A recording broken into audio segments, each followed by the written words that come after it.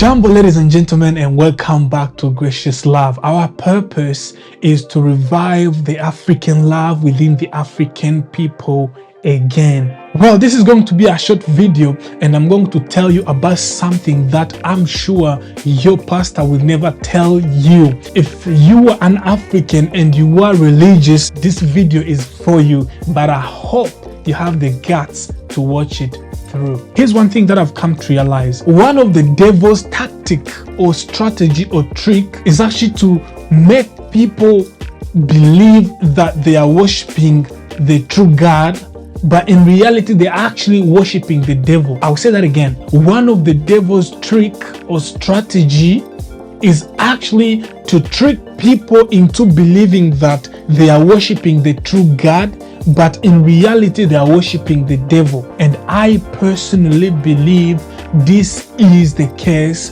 for Africans who are Christians or religious for that matter. Well, let's look at one or two examples of this. This is the story in a nutshell. So Hezekiah is very sick. Well, this guy, he's gone, he's dead, confirmed he's dead. And then to make the story worse, God sends the prophet Isaiah to go tell him that, hey, Hezekiah, man, you're gone, you're dead, you're done. And then Hezekiah is like, wait a second. While I was young in my youth, I was in the right path with God. Then he turned to the word. He said, God, well, this is what I did when I was young and I walked in right path with you. Do something about it. The Bible actually says that before the prophet could leave the kingdom or the palace, whatever you want to call it, God told him to go back and tell Hezekiah, Nzambe or God has added extra 15 years on his life. Instantly, immediately God answered. He didn't wait for 50 years, 100 years, what's not.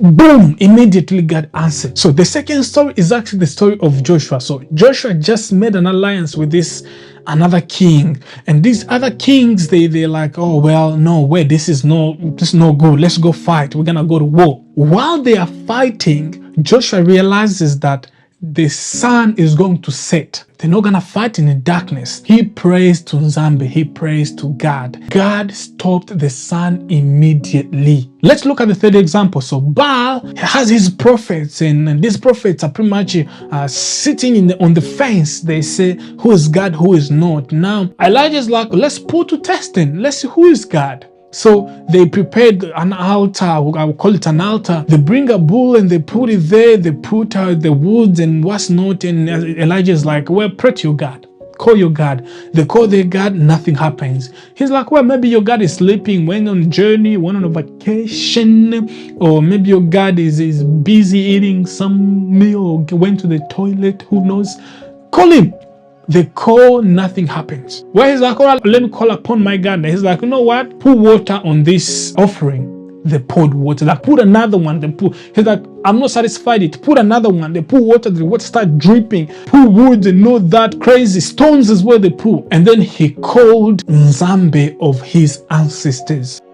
Immediately, the fire came and burnt the stones, the bull, even the ashes that were already burnt. What's the point here? The point is, God answered immediately. Why did I start this video by highlighting that the devil uses a trick of making someone believe that they are worshiping the true God, but in reality, they're actually worshiping the devil himself? And why did I link this to religious Africans? Let's focus on one African country. Let's say DRC. I've been there. I know a little bit about the country compared to many other African countries, because we got a lot of countries in Africa. This country, when you look at agriculture, when you look at education system, when you look at healthcare, when you look at all other systems, they are all bad. However, 95% of the population, they are Christians. The other 5%, they are also religious. People go to church more than professional soccer players put into their career.